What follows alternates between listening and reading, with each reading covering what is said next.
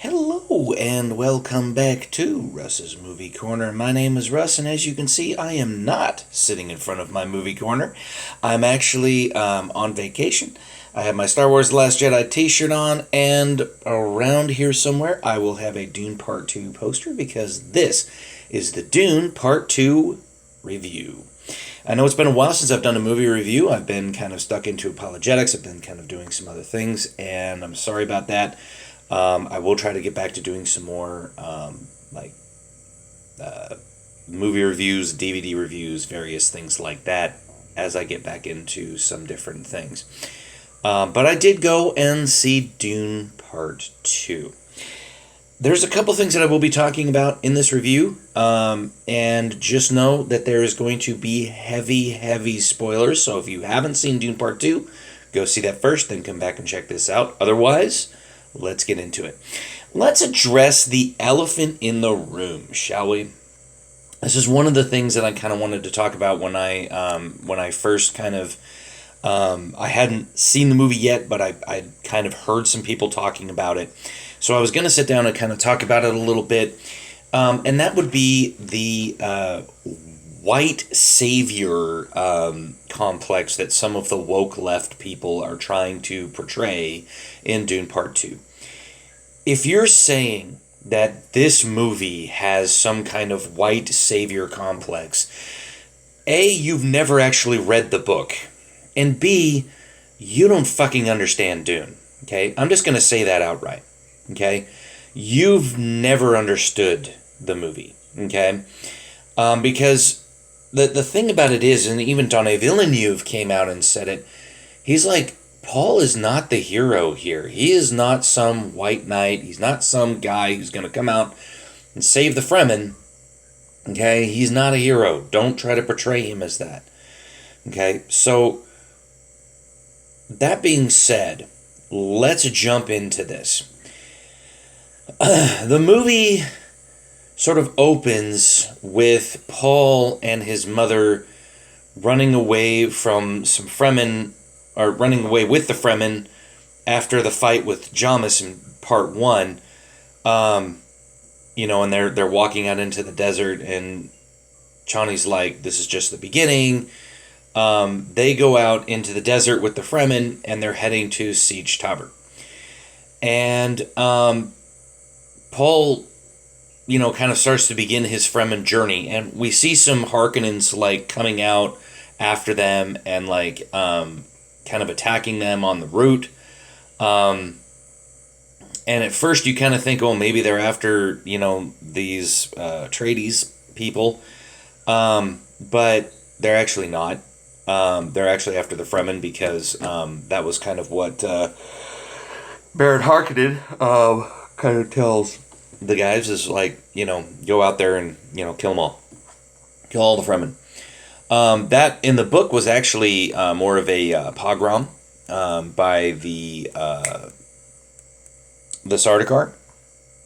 Okay. Now,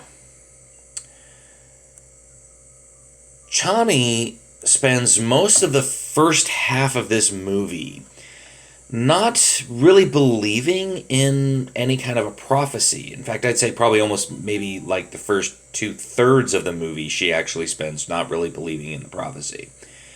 Because it's almost to the very end of the movie that she's kind of wow, this guy, I don't know if I really believe this guy. I don't know if I really know if this guy is that way. Because I think in Donnie's mind, he was thinking that Chani would be, because she doesn't really get with Paul right away in the book, and I think he was thinking that might be something that that Chani was more kind of doing because she was maybe trying to not wanting to be part of some kind of a prophecy or not wanting to be part of an outworlder, but then they kind of get together anyway. Now, Dunny split the Fremen into two distinct tribes. There's the northern tribe, so he basically had a storm wall, I'll say, that kind of split the planet in two, okay? and most people didn't go past the storm wall. That's why the southern regions were considered to be inhabitable, all that kind of stuff, because there was like this big storm that just kind of encircled the whole entire planet. And in the north, there's the more liberal Buddhist Islamics who don't really believe in the prophecy. They still follow the teachings of Buddhist Islam. This is something that Frank kind of created in the actual part in the actual book. He created more of this like kind of a Buddhism and Islam kind of merging. Okay. Where they have like a Sunni sect and a Shiite sect, and the more liberal kind are the ones that don't really believe in prophecy. They don't really, they kind of laugh and joke about the fundamentalists, who are the southern people, the southern tribes. They take Buddhist Islam very seriously. Like, they bow down and pray. They, do that. And that was something that Donnie really kind of showed in this film versus the first one, was more of the Fremen religion, more of the Fremen mindset, which is actually something that Harrison did. And when I get into my comparison video, we'll talk about that. Paul also learns the ways of the desert. He goes out to do his little sand walk because he's supposed to cross the bled, and Chani actually comes out, and at first he thinks it's Jamis. Now, if you remember, he kind of had this like vision of Jamis before they fought, where this like voice came out and was like, "See the friend," and he kind of sees Jamis, and Jamis is like, you must become one with the desert. I will teach you how to, become one with the desert, and blah, blah, blah. And so he thinks at first it's Jamis, and then it's actually Chani. And she's like, "You walk like a drunken Fremen kid," or something like that. And so she starts showing him wind traps and, how to sand walk and how to do things and da-da-da-da-da.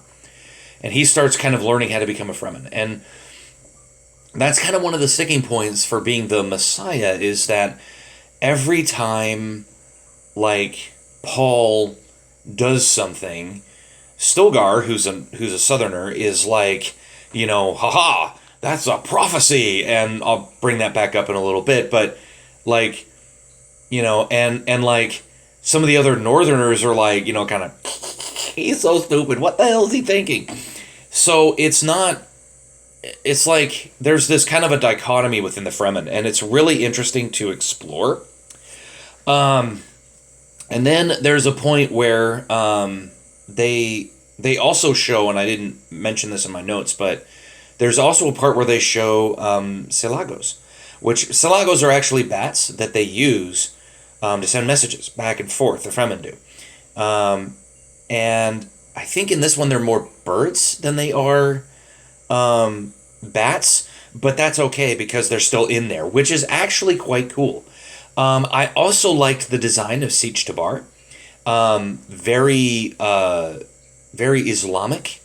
If you know, like, the areas of, like, Jordan where they actually, like, built, or they actually had, like, these, like, walls that are, like, built out of the solid rock, and they have some various things like that. There's a lot of stuff there that's really cool. Paul helps take down an ornithopter with Chani's help, and then afterwards is when he gets his Usul name, where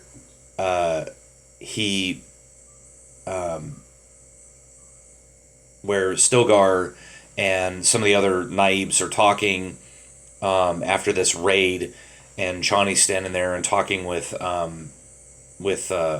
Paul, and then I can't remember who it was that said it, but like one of the Fremen is like, "Hey, he should have a Fremen name now. He's Fremen," and he's like, yes, very much so.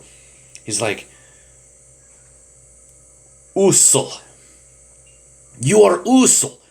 He's like, yes, Usul, you will be Usul among us. And he's like, come here, come here. And this is Javier Bardem, by the way. And Javier Bardem, brings Paul Timothy Chalamet over, and he goes, what shall we call you openly? He goes, Usul, secret Fremen name with us. He goes, what be your open name? And he goes, what do you call that little kangaroo mouse that jumps around? And he's like, Muad'Dib. And he's like, I've been known as Muad'Dib. And then some of the people are snickering, and he goes, shish, shish. He goes, wise in the ways of the desert. Muad'Dib creates his own water. Muad'Dib, good name for you. And he goes, and so that's kind of the whole point of, him getting his name.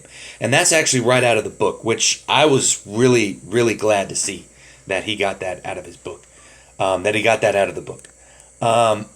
We also get to see, very early on in the movie, and we get to see her throughout the movie, is Princess Irulan. Okay, the gal who ends up getting married to Paul at the end. We see that she is writing her comments, and it's interesting because the machine that she uses is actually right out of Dune, of God Emperor of Dune. It's a little like dictaphone machine where she's like saying stuff, and then the print is being written on like this cylinder. Okay, it's really good. Like, I was surprised at that. We also get to see Cheops. That's right, folks. We actually get to see pyramid chess in this movie. I mean, it is amazing. I could not think that they could do this. Like, it was crazy. We also get to see they call him Padishah, I call him Padishah, but Padishah Emperor, Christopher Walken. We get to see Shaddam IV in this movie. And Christopher Walken is absolutely amazing in this role. He, one of the first scenes that we see is Irulan is sort of dictating some notes about the Arrakis conflict, and she's talking about how the Atreides were killed at night, and by the morning it was all over. And when news was brought to Christopher Walken, her father, Shaddam IV, he just sat there and said absolutely nothing. And that's where we get to see the Cheops, actually, is she's playing Cheops with her father. Okay. And then later on, we also get to see Charlotte Rampling's Gaius Helen Mohiam. She is the Truthsayer, and she's also Irulan's teacher, because Irulan is Bene Gesserit trained. We also get to see, for the first time in this movie, Gady Prime. And oh my God, was that amazing. They did some crazy special effects where they put they had like a black sun, they called it, okay? Where it's almost like UV, where we have like people dressed in like black, and when they walk in, like they sit down under the sun, and it's like that black becomes like stark white, and the contrast is phenomenal. We also get to see Fade Reutha. They use the term Na Baron from the book, which means that he is the Baron's chosen heir, not Raban, of course. And then we also get to see the slave fight, which is the birthday celebration, which is shades of Harrison. I'll get back to that in the comparison. But the fight was from the book, complete with the non-drugged slave who fights Fade. Now, in the book, the non-drugged slave was actually like, it was a setup by Thufir Hawat, who was captured by the Harkonnens and ends up going and fighting with, to try to have Fade get a man as kind of the slave master. Okay, gets his own man in there, and he gets all that kind of stuff. Now, we also have, right out of the book, The Seduction of Fade by Margot Fenring. But there's no Count Casimir Fenring, which was kind of interesting. I didn't know why they did this. It was very strange.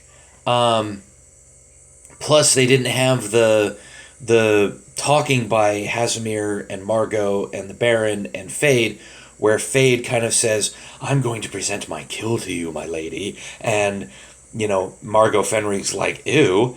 And, it's like, and then they're all sitting together in a box, and then it's like Fade comes out, and Baron is like sweating because he thinks that Fade's going to be like, "I dedicate this to Margot Fenring," and he's like, "Oh no, I'm going to die." But then, he changes it at the last second, and he says, "I dedicate this to my uncle, Baron Vladimir Harkonnen."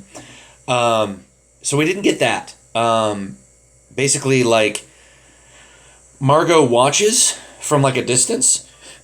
Now the arena, I believe, is actually straight out of the book, which it was like a triangular arena in the book, which it was actually triangular in the thing. Plus, we also get to see the people who fight with Fade, who kind of plant hooks, which is they actually kind of like to kind of make the slave, do something, they plant hooks into that slave. And like the slave in the book actually takes the hook and bends it around his arm a couple of times and uses it like a separate shield, which I thought was kind of interesting, which they didn't really do that. They mostly just had Fade just kind of attacking and fighting. They also show just how sadistic Fade is, which was awesome. Because like at the beginning, like Fade, like this guy comes up. He's just a really obese guy. He comes up and he kind of has this pillow with some blades on it, and he's like, "Your blades, my lord." And Fade like grabs one of the knives, and then he goes slice and like just completely kills one of his attendants, and then it's like grabs another one and like stabs him a bunch of times, and then he goes. And he kind of stands up and he goes, "The balance should be equal from the tip all the way down the blade, is it not?" Because what he was doing was he was testing how does it swipe and how does it stab. Yes, he's sadistic like that. I mean, he's a bastard, Like he's a sociopath, right? He doesn't give a rip about anybody but himself. He's a narcissistic sociopath. Now, just like the book, Margot Fenring does preserve the bloodline, but doesn't use the code phrase like what was in the book. Now, interestingly enough, the Bene Gesserit in this film have many prospects, including Fade, to bring about the Kwisatz Haderach, which is odd because Dunny didn't use Casimir Fenring, who is a genetic eunuch, who is a Kwisatz Haderach dead end. And Paul, in the book, couldn't see Fenring at all. Like, at the final fight, after he gets done killing Fade, like, he sees, he, like, understands that Casimir Fenring is this guy. He's like, oh my god, he's one of the people that the Bene Gesserit attempted to make a Kwisatz Haderach, but he didn't work. And he's like, if he were to call me out right now, like, I'm tired, I've had this fight with Fade, I could potentially die, but he doesn't see that, okay? Now, a couple more things.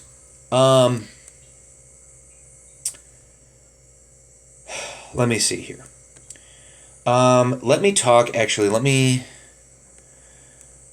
about the Water of Life scene, because I've got a couple of things that I want to mention on that, and then we'll kind of talk about the rest of the film. Jessica takes the Water of Life, like she does in the other adaptations, and she does in the book. Reverend Mother Romalo calls out the pregnancy, and this is about a quarter of the way through the film. It's very early on in the film because, again, Donne had a lot of story to tell and not a lot of time to tell it because he's telling it in two parts. Okay. Now, the interesting thing about the Water of Life scene is that Reverend Mother Mallow calls out the fact that she's pregnant. Now, we know that she's pregnant because we found that out from the first film when Paul's like, some things, he's like, some things don't make much sense, but other things are crystal clear, i.e., you're pregnant, and I know that you're pregnant, and she's like, and Jessica's like, I barely know myself, and it's only been a few weeks. And Reverend Mother Ramallo is like, she's pregnant! And, like, some of the other, like, Sayadinas, I guess you could call them, like, back away from Jessica because they understand what that means. Because Reverend Mother Ramallo is a full Bene Gesserit Reverend Mother. Okay? Now, interestingly enough, we don't see the actual birth of Alia. Most of the time, Jessica is conversing with Alia, who is still in her stomach. Okay? Not sure why Donnie didn't have time pass like in the book. Or even in the thing, because the whole of Dune, parts 1 and 2, take place all in the year 10,191. Now, if you've read the book, you'll understand that between part 2, Muad'Dib, and part 3, the Prophet, 2 years pass. Okay? Paul has a child with Chani. Ollie is born and is like, physically, I think she's like 5 years old. But like, she's only 2 years, but like, she grows at a much accelerated rate. Which is why she's like, I think in Dune Messiah, she's like 14, but she's like already a grown woman, basically, because, she just matures a lot faster because of the Water of Life. It's a very strange choice, not going to lie, but it still works. Now, let me go over to my other notes here.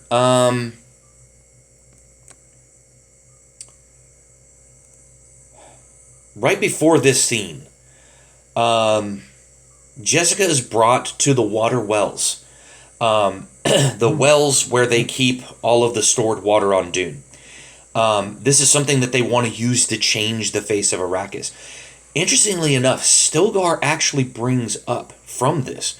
He comes in and he says, this is like, he goes, she's like, what a treasure. And he's like, the thirstiest Fremen, he could have been walking across the desert with no still suit on, and he would never drink from this water because he understands the sacredness of it. And she's like, that's a lot of dead souls. And I'm like, I'd never thought of that. But you're right, because the Fremen, when they're dead, or when they die, they're dead, actually are distilled down for their water. Okay, and then it's put into these wells. Bet you didn't think of that. Donnie did, and that was good. So that was kind of interesting. Now, the opening fight between some Harkonnens and the Fremen as they head off to Tabor, that was an interesting fight. Like they actually showed the laser guns, like the actual portable laser guns. And so they had some different things that way. It was pretty interesting. Now, let me go back and say this. Whoo! The sandworms. Like, we see it very briefly at the end of part 1, but my word, those sandworms can fly. Like, and most of the ones that we see, the sandworms are kind of these big, lumbering, kind of monsterish things. But in this one, they're moving at about 50 to 60 miles an hour. And I'm not joking about that. Like, they are flying through the desert on these things. It is crazy. We also see kind of about maybe a third of the way through to about halfway, Paul's sandworm test shows him kind of how he starts to ride the worm, kind of controlling it. And it's kind of interesting because they show when he pulls up on the segments, there's like a little, almost like a breathing tube in there, where it's not. I think they describe it more in the book as being the segments, and when you pull it up, there's like tender flesh, and so the worm goes away from that. But in this one, it's almost like it's like a breathing thing, which is interesting. It's different. It's definitely different, and we'll get into that.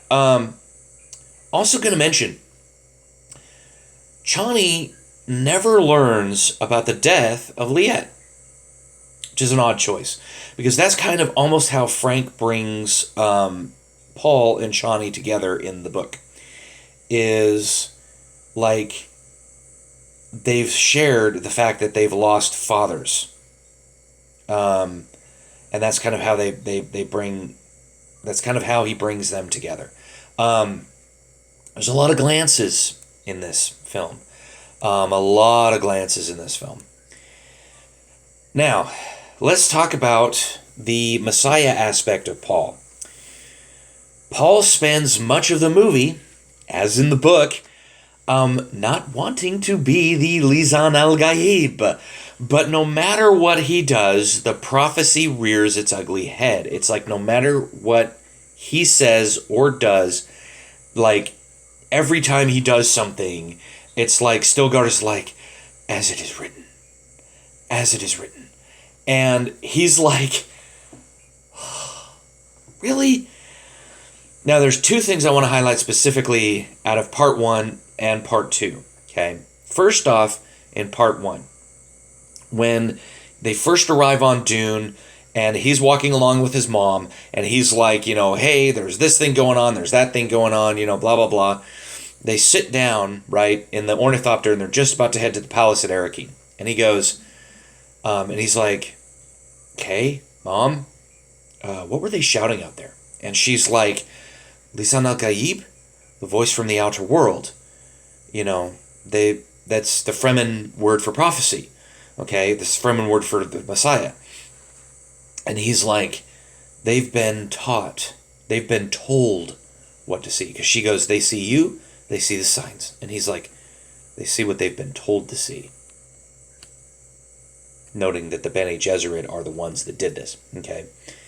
And in the second part, after he meets with Gurney Halleck, okay,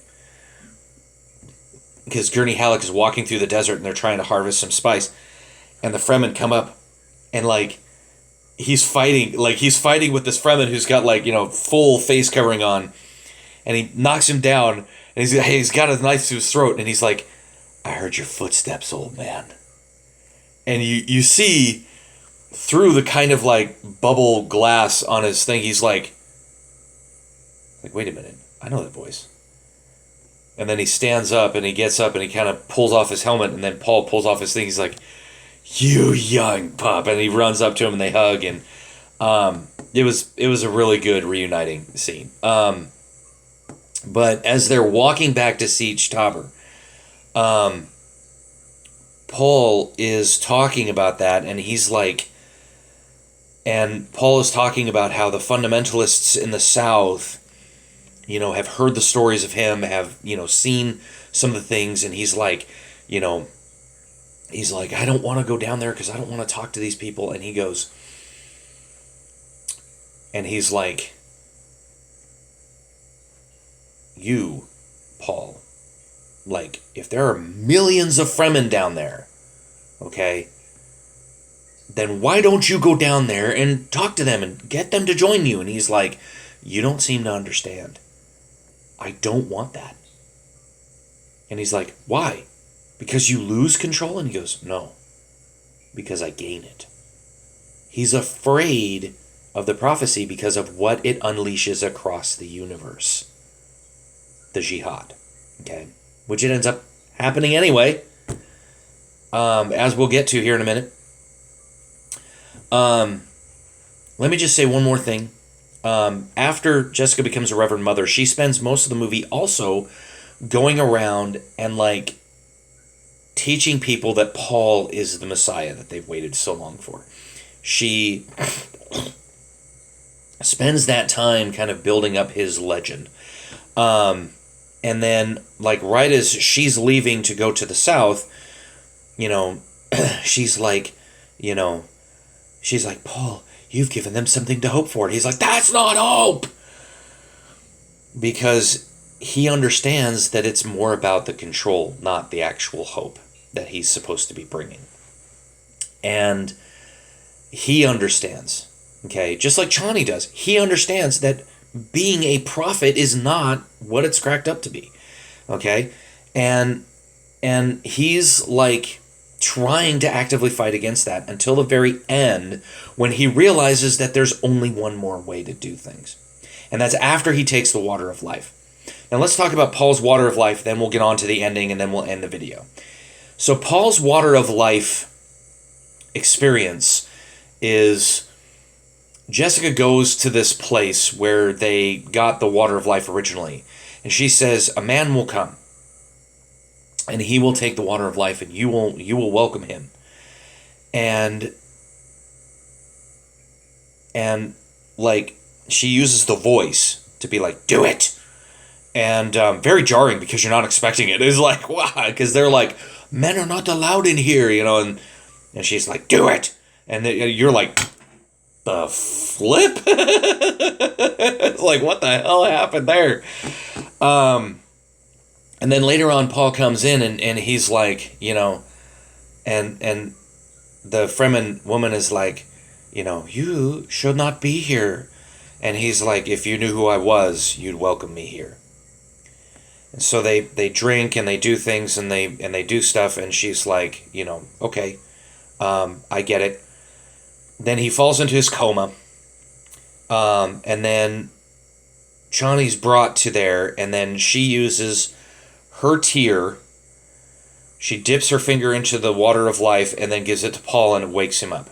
Okay, that's how they bring him out of it. And during his vision, he sees Alia on a beach on Dune with an ocean, which is kind of the Fremen dream, okay? Then they have the part where he's like, he goes to the place and people are like, oh, if you want to be a leader, you have to beat Stilgar. And Stilgar's like, take my life. Of course, religious fervor in his eyes. And Paul's like, no, would I cut off my right hand and leave it on the floor before I start a battle? Like, are you stupid?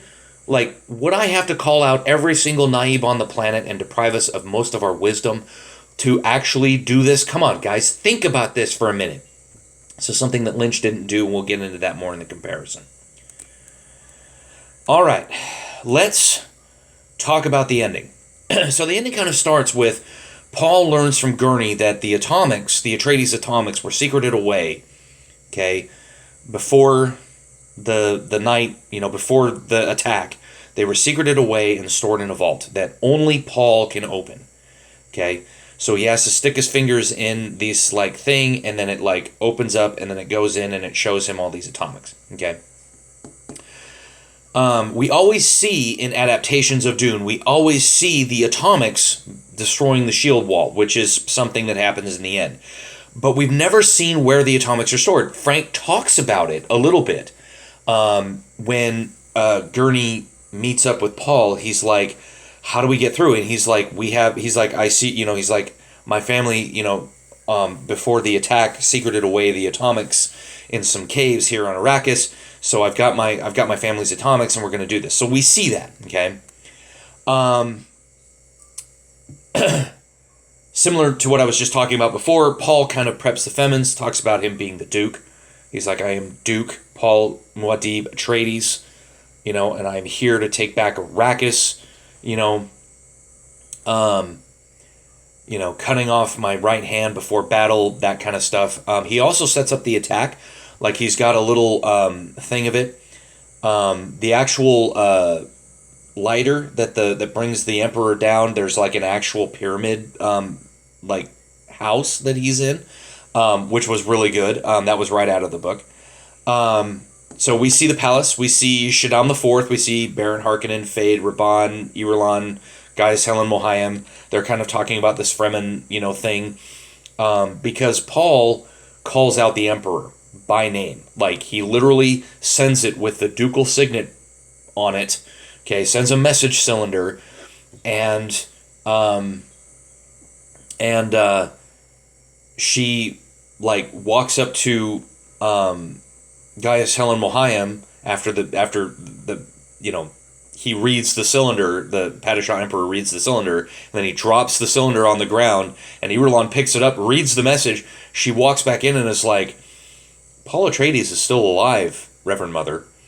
And Gaius Helen Mohiam is like, yeah, so? And she's like, yeah, he just sent my father a message, basically blackmailing him. And she's like, it doesn't matter who wins, because you are integral to that. Because either one, Paul or Fade, they're probably going to marry you. Basically what you've been groomed for your whole life. So after blowing the shield wall using atomics, the worms come. Raban leaves, and Baron Harkonnen, interestingly enough, we're led to believe that Baron Harkonnen never fully recovers from his ordeal. The poison that Dr. Yue gave to Leto. Because he has this like large ball-shaped machine like following him around with these tubes attached to him.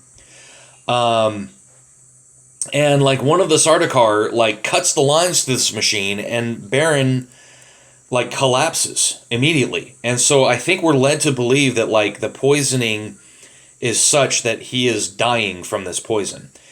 And then the Sardaukar go out to try to fight. Some of the Sardaukar surround the Emperor and his entourage, and Fade just kind of stands there, and like, yeah, Paul comes in and just he's like, hello, grandfather, and then he stabs him through the neck. And then he says to the Fremen, he's like, take the Emperor and his entourage to the palace, take the Baron's body, give it to the desert. So his body's dumped in the desert, and he is shown just before the ending scene with ants like crawling all over his body, like in and out of his ears and stuff. It's pretty wild. So basically, what ends up happening is that in the book, like Paul is saying, like basically, okay, Emperor, I'm here, I'm the Duke, I'm going to supplant you.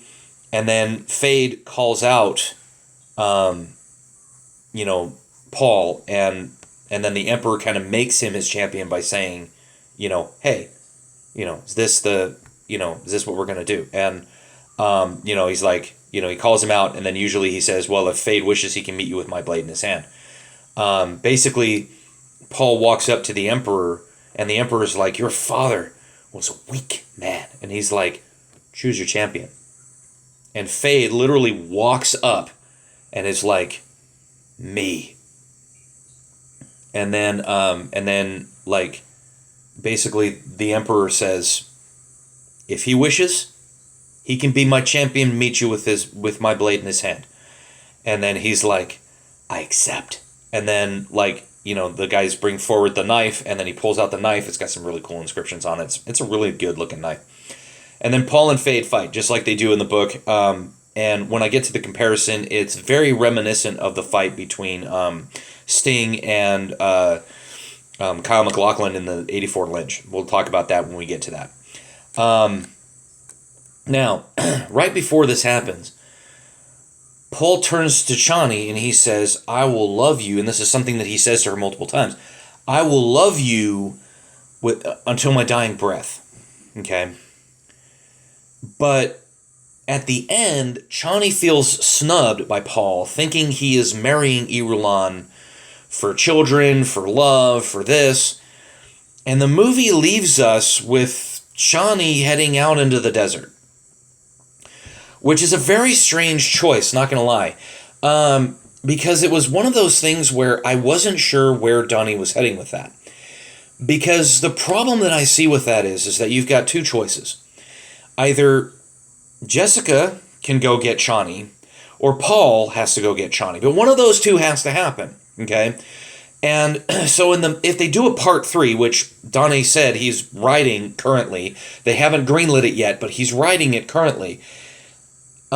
He's basically saying, like, he's basically kind of left himself a wide open kind of a space, okay? He's kind of painted himself into a corner because now he has to go get Chani before he can make the 12 years pass, because the Fremen are leaving, kind of like in episode 2, and I kind of mentioned this in my comparison, the CBR video, the one about the article.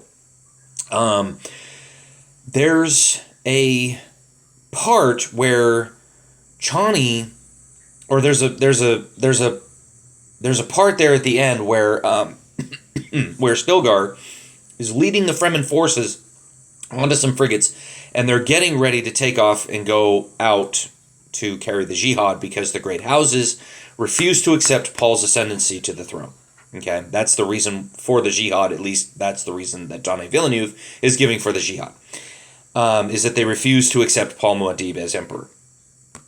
So, what are my initial thoughts of this movie? It's good. Don't get me wrong. Some of the things are a little like, okay, creative choice. Why?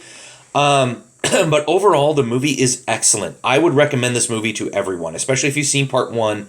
Go see part 2. It is right in line with everything that goes on.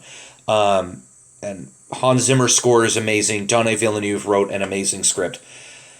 Some things that I would caution you, though, if you're not understanding the book, if you've never read the book before, if you don't have an understanding of the book, some of the things that happen, some of the events that happen, are going to be very fast. They're going to be spending a lot of time talking about things. If you know the book, you'll understand the conversations perfectly. If you've never read the book, some of the conversations are going to go, okay? My girlfriend and I went and saw it. She hasn't read the book. She's in the process of reading the book right now. But she hasn't gotten to that point yet. So, like, we're seeing the movie and she's like, some of this was like, wee. And I'm like, I understand. That's why I'm explaining it to you. Because I've read the book 1,000 times and I love it to death. And I think Denis Villeneuve did a very good job. I think he did a good job with what he was kind of doing. And I'm hoping that with Dune Messiah, he kind of, continues it. I want to see Duncan Idaho back. I want to see Jason Momoa back as Duncan Idaho. I know he said he would love to come back as Duncan Idaho. So I'm hoping that happens. All right, folks. Well, that's my review of Dune Part 2. I hope you enjoyed it.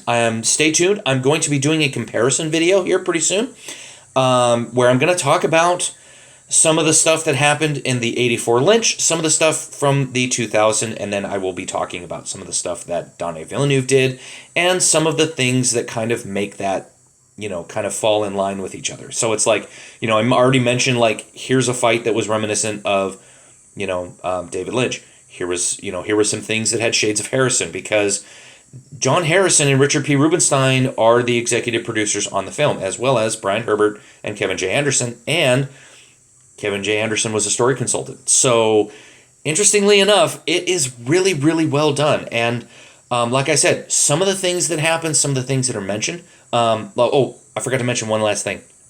We do get to see the death of Raban in this one. Gurney actually kills him, and he's like, "This is for my family," and just stabs him. It's really good. And I'm actually reading the House books again from Brian Herbert and Kevin J. Anderson. So I'm actually reading House Harkonnen, which is the part where Gurney, his family gets killed by Beast Raban and gives him the scar. And that's actually something that that he actually mentions to Chani, is he actually says, like, she sits him down and he's like, "You have to understand." He goes, "The Harkonnens?" He goes, "I have more reason to hate Harkonnens than all of you, because Raban killed my family and gave me this." And he actually shows the scar along his cheek. And oh my gosh, is that impactful. Because it kind of changes Chani's mind about because people are not sure how to feel about Gurney, which actually, in a society like that, they would be fearful of outsiders. They would be worried about outsiders. But after he shows, like, this is what Harkonnens do. she's like, oh, okay, so you suffered just as much as we have at the hands of the Harkonnen. Okay, you hate the Harkonnen as much as we do. I get it. It's cool. So, anyway, smash that like button, hit subscribe, drop a comment below. Let me know what you thought of this review. I know it was kind of heavy. I know it was kind of dense. I know there was a lot packed in there. But I wanted to make sure that I touched on all the highlights of the film, what I thought was good, what I thought was kind of iffy, and then kind of my final thoughts. And stay tuned. As I said, I'm going to do a comparison video where I talk about all of them. Once this movie comes out on DVD, I'm actually going to sit down and I'm going to do a full comparison where I'm going to do, here's what 84 Lynch did. Here's some pros, here's some cons. Here's what 2000 miniseries did. Here's some pros, here's some cons. Here's what Denis Villeneuve did. Hit pros and cons. And I'm going to kind of do a full comparison video. But until then, I'm going to do a slight comparison video where I'm going to kind of talk, because before this, I watched the 84 Lynch, the 2000 miniseries, Harrison miniseries, and part 1, and now I've watched part 2, so now I'm going to kind of sit down and go through and kind of talk about what were shades of Harrison, what were shades of Lynch, what did Denis Villeneuve do that was more of his own kind of flair. And as we say, we will see you on the next one.